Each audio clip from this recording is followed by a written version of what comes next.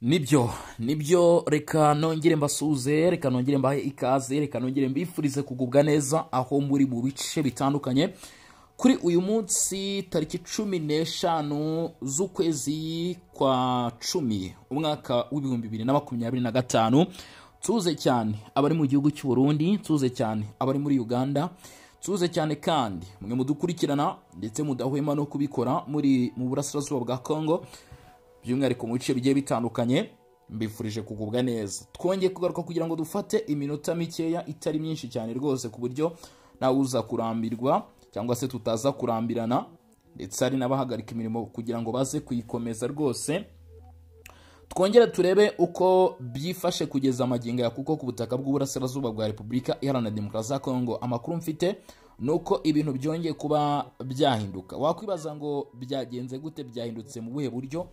Icyo kintu nicyo ngiye kuba nagarukaho, nibyo ngiye guteraho commentaire, nibyo ngiye kuvugaho, nibyo ngiye kukumentioninga cyangwa se ngiye kuba nakubwira. Turaza kujya muri details cyangwa se akantu ku kandi turebe uko byakomeje kugenda bigenda, aho kuri ubu amakuru avuga yuko imirwano yaje gukomeza. Iyi mirwano yumvikanyemo Sukhoi, ni imirwano yagaragayemo drone, ni imirwano karundura karabutaka. Uwo bita Lawrence Kanyuka ni umuvugizi wa 23 cyangwa se ry'uruzi rwa Kongo muri rusange.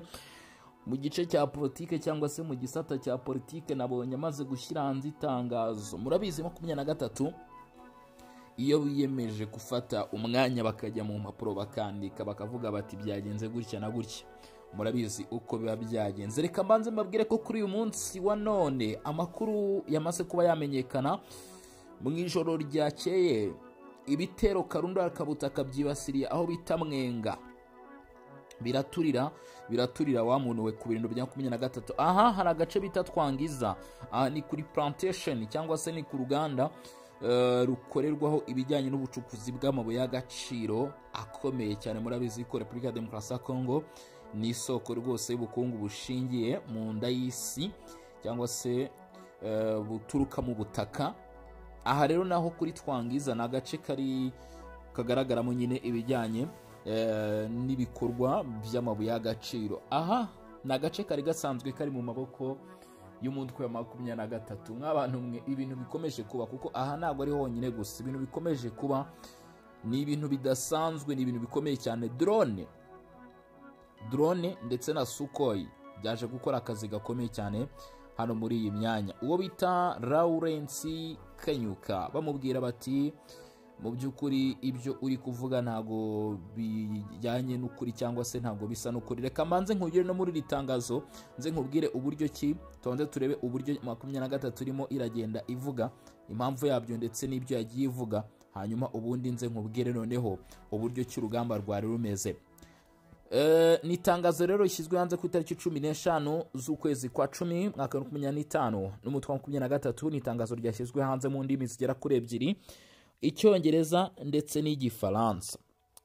Mu rwego rwo kuba twiprefera ku Cyongereza cyane nicyo tuza gukoresha cyangwa se nicyo tuza kugarukaho cyane.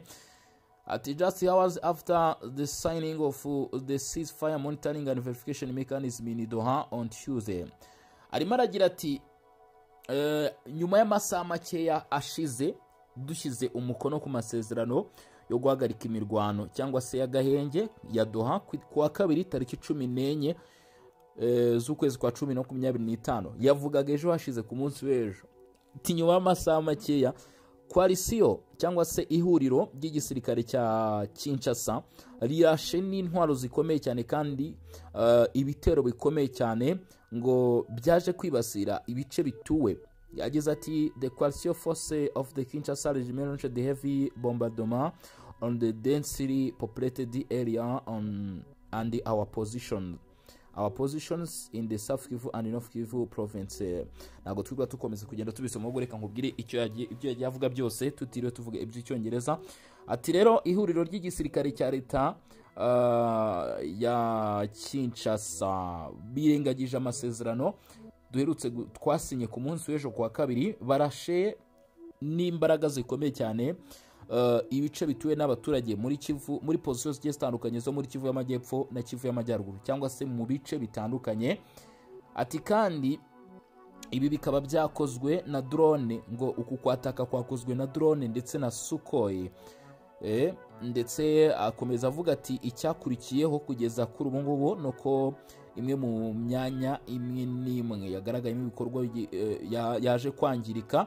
Avuga ko ngo ibi bitero byibasiriye cyane aho bita Kadasomwa, Rumbishi ndetse na Kaseke. Iyi myanya Lawrence Kanyuka we yemeye ko ngo drone na Sukhoi 25 rwose ngo zahageje zirabiyogoza, aho yabyemeye. Aragira ati rero mu by'ukuri ubutegetsi bwa Kinshasa bwahisemo kureka inzira y'ibiganiro iganisha ku mahoro, bahitamo guhagarika ibyo bikorwa, bafungura uburyo bw'urugamba. Ati rero turahamagarira abafatanyabikorwa ndetse turahamagarira imiryango mpuzamahanga, turahamagarira mu by'ukuri isi yose ngo kubona uburyo kingo Kinshasa ngo yaba yirengagije iyi nzira iganisha ku mahoro yari yatewe. No kuva nyine ibyo basinye ku munsi w'ejo tariki 14 kwa kabiri. Ngo ibi kandi kubijyanye ngo nibi bitero ngo byateye kwiyongera kw'imfu z'abaturage benshi, by'umwihariko abasivile, ndetse ngo ni nabyo bice biri kuraswamo biturutse kuri izo drone nyine, ngo abasivile benshi bahaguye. Imibare yakomeje kurushaho kwiyongera, ndetse ngo hari n'abandi nyine bagiye bahura n'ibibazo. Ngo ibi kandi byose Lawrence Kanyuka akavuga ko ngo birimo biratesha agaciro uburenganzira bw'ikiremwa muntu. Mu byo yagiye avuga, aravuga ko mu kuri ngo ni ukuhohotera, ni ugukora mu by'ukuri ibikorwa by'ihohotera. Ndetse aravuga ko umutwe wa 23 urimo uramagarira ko hakurikizwa aya masezerano y'agahenge, ndetse yashyizwe umukono n'umuryango wa Afurika y'Unze Ubumwe, Leta Zunze Ubumwe za Katari ndetse na Leta Zunze Ubumwe za Amerika, Leta ya Katari ndetse na Leta Zunze Ubumwe za Amerika. Ndetse akavuga ko bishobora kugeza ku mahoro. Uyu rero akaba ari Lawrence Kanyuka mu byo yararimo atangaza, ni nawe washyize umukono kuri iri tangazo. Byakozwe kuri uyu munsi wa none rwose, biragaragara ku mbuga zigiye zitandukanye zikoreshwa n'uyu mutwe. Kuvuga ko barashwe muri Kadasomwa, Rumbishi ndetse na Kasake ntabwo bitunguranye, kuko siho honyine rwose. Umutwe wa 23 utangaza ko ibiro ry'ingabo za leta ya Repubulika ya Demokarasi ya Kongo ryabaga by'ibitero mu bice bigiye bitandukanye ndetse bagenzura. Ibyo ni ibintu twagiye tubona rwose. Ni kuri uyu munsi wa none utagira ngo ni kera, abashize amasaha makeya. Ejo nibwo umukono washyizweho. Kinshasa rero ngo iraregwa na 23 kuba ngo yo yakoresheje imbaraga z'umurengera zo kurasa. Reka twigire ku rugamba. Nari ndimo nkubwira ibyo Lawrence Kanyuka avuze, ariko ubwo impamvu abivuze ngira ngo abantu mwese tubana umunsi ku wundi ubwo murayumva cyangwa se murimo murayibona.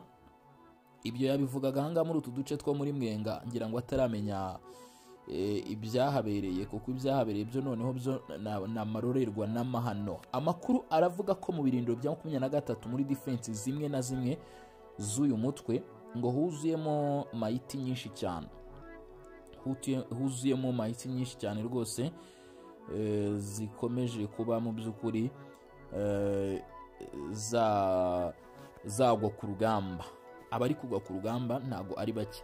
Ibice, hari ikindi kintu nshaka kukubwira. Hari ibintu ejo bundi Wazalendo yakoze muri Warikare hara muri Kibati, ivuye muri ibintu abantu bibajijeho, ariko ibi bintu nasanze mu by'ukuri Wazalendo yaragiye ibikora no mu tundi duce tugiye dutandukanye. Inkuru yihutirwa cyane nuko ngo bita Thomas Rubanga inyeshyamba ze ziri gushaka kwifatanya na 23 zirimo ziragenda rwose zasatira. Ikintu nashaka kubwira rero Wazalendo, bivuga ngo Wazalendo hari ukuntu ngo igenda ikagera mu bice nk'uko yabikoze muri Kibati, yamara kubigeramo ikamara iminsi mike cyangwa se igacamo isoka. Sinzi impamvu babikora, ariko ibi byagaragaye ko no muri bice byo muri Kavumu hano muri teritwari ya Karehe babikoze, kuko amakuru arimo kugenda tugera aragaragaza ko Karehe, ibice byo muri Kavumu byongeye kumvikana imigwano, ndetse ngo ikibuga cy'indege cyongeye kugotwa cyangwa se kuzengurukwa na Wazalendo. Sinzi impamvu babikora, ariko ubwo hari impamvu tuza gukomeza tugakurikirana tukareba iyo ariyo. Gusa icyo bita urugamba rwo urugamba rwo ruri kuba hano ku butaka bw'uburasirazuba bwa Kongo ntabwo byoroshye. Nyangezi mu gitondo nakubwiraga yuko hari hasigaye agace kamwe kwinjira muri Munya centre commerciale iri officiel ya Nyangezi, niyo yari isigaye yonyine. Ubwo murumva ko sinzi ko byagereza isaha iyo centre itarafatwa. Ku munsi w'ejo warafashe village nyinshi cyane, hasigara imwe. Ubwo urumva ko nago ako gace ko kananira na Nyangezi already. Dushatse twavuga ko abasore bamaze kwibohora. Kavumo naho byamaze kuba uko nguko. Umujyi wa Bukavu urimo urasatirirwa, ubwoba ni bwose ku bagize umutwe wa 23 bari muri uyu mujyi. Abaturage nabo ntabwo nakubwira ko badafite ubwoba, kuko nta wishimiye imirwano. Mu by'ukuri nta wishimira urugamba nyine, kuko bavuga bati bishobora no kuduhitana natwe, ariko nyine niko biba bigomba kugenda. Muri teritwari ya Walikale harimo kuvugwa iki? Muri teritwari ya Walikale harimo kuvugwa iki? Nibyo imirwano iri kuba muri Kivu y'Amajyepfo no muri Kivu y'Amajyaruguru. Muri Walikale biravuga ko 23 yirukanwe mu gace bita Shanjikiro, yamenenganishijwe kuva kuwa kabiri tariki 14 ni ku munsi w'ejo ubwo ngubwo, aho bita Shanjikiro mu itsinda rya Kisimba cyangwa se groupement ya Kisimba muri teritwari ya Walikale ni mu majyaruguru ya Kivu. Hari hakomeje kugenda habera imirwano mishya hagati y'uruhuri ry'uruzi rwa Kongo ndetse na Wazalendo. Abasore biyemeje kwigaragaza neza rwose ku rugamba, bavuga ati twakazi tuzagakora. Amakuru aturuka muri ibi bice aravuga ko Wazalendo yabashe kugaba ibitero ku birindo by'inyeshyamba byari biri muri uyu mudugudu ahagana ku saa 9 za nijoro, ariko mu ijoro rishyira mu rukerera nyine saa 9 za mu gitondo. Abasore bahagabye igitero gikomeye cyane, ntabwo cyari cyoroshye, ni igitero cyari gikomeye. Iki gitero rero bahagabye ngo cyaturikije ibirindiro by'umutwe wa 23, abahungu batangira guhunga bariruka. Amakuru aturuka mu nzego zangaha avuga ko Wazalendo yirukanye ishyamba za 23 babasubizaho bita Rusumambu muri groupement ya Ikobo, babavanye ahangaha muri Kisimba mu gace ka Shanjikiro. Urumva ko Wazalendo bakomeje kugenda kurushaho bitwara neza. Ibitwaro biremereye ndetse n'ibyoroheje byumvikanye hano muri Shanjikiro bw'imirwano yabaga. Abasivile barenga 25 kuva mu kwezi kwa 9 bamaze gupfa mu mirwano ibera muri izi groupement zo muri Walikale. Kugeza ubu Wazalendo iragenzura turiya duce twa Shanjikiro babashije gusura 23 mu masaha y'urukerera rwa none, kuva mu gitondo kugeza nimugoroba. Imirwano iri kuba ivuga mw'abantu mwe nta kuruhuka. Urugamba none rwongeye gutangira mu bundi bushya, urugamba rwongeye gutangira bundi bushya. Ese ibi bice byo muri Kivu y'Amajyaruguru biri kumvikanamo imirwano byo biraza kugenda bite ko tubona na Kivu y'Amajyepfo 23 itorowe? Ariko izi ngufu nizikomeza gushyirwamo nk'uko twagiye tubigarukaho, ntabwo nzi neza ko 23 iramare iminsi ngaho igifite utu duce. Ariko iki gitero kibayo bitatu twangiza mw'abantu mwe, iyi niyo bita attaque kabisa. Ndimo ndabona mwe mu image yaturutse ahabereye ibi bitero, baraturikije nta kintu bavuga. Baravuga ati reka tukurasire aduye. Ngira ngo mbasangize iyi video igaragaza ibibereye hariya muri Mwenga. Mujye muri groupe link urayibona, aho ngiye gushyira iyi video ugiye kura munsi y'umutwe w'inkuru ureba akajambo gato bita more cyangwa se moa. Iyo ugakanzeho ujya muri description, link uza kubona bwa mbere bikandi urahita ugera muri groupe ngiye gushyiramo iyi video. Mbega mw'abantu mwe we, abati ayigamana nubango barahaturikije icyo bita nkuko yabivuze Lawrence Kanyuka, barahabomoye kabisa. Kandi ubwo ni nako bijyana nuko imibare myinshi y'abo mu mutwe wa 23 ikomeje kugenda rwose itikirira cyangwa se itakariza ubuzima ahangaha muri utu duce kabisa. Ubwo rero reka mbashimire cyane tanu kwa tanu, mbabwira ni bravo kuba dukurikirana ndetse mwumvisha uko ku rugamba bimeze. N'amakuru aba yihuta cyane, tuba twihuta tukubwira update uko zazifashe, niyo mpamvu utagomba gucikwa. Rero niba bamaze kuryoherwa ndetse no kunyurwa n'ibigano n'amakuru tugenda tukugeza, ukaba utarakanda subscribe, kora kuri iyo buto itukura ukore kukazogera ubundi tujye tubana. Niba waramaze kubikora bravo, bakoze cyane. ikindi gisigaye ubwo urakomeza kugenda ufata link yacu uyisharinge hirya no hino, yaba mu magurupe yaba ku nshuti zawe, bamenye aho ibintu bigeze, kuko urugamba rwashyushye rwahinanye rwahinanganye, ntabwo bikiri bya bindi noneho ubu. Kandi murabizi ko iyo urugamba rushyushye nyine natwe tugomba kongezamo akuka kugira ngo tubikubwire, kuko ntabwo wavuga ibintu by'urugamba utuje. Jeremy Bosco rero mbere akaga, mugiye kongera mugira iki mwumve wa muriri wacu ku rugamba uko tuba tumeze kabisa. Niba wishimira rero mu by'ukuri uko bimeze ku mirongo y'imbere ku rugamba, ntabwo ari byiza. Icyo ugomba kumenya no gukurikirana amakuru, ahubwo tukabana 5 kwa 5 tugasengera abavandimwe, ibintu bikajya mu buryo. Ndabashimira mwakoze cyane kubana natwe, mugire ibihe byiza.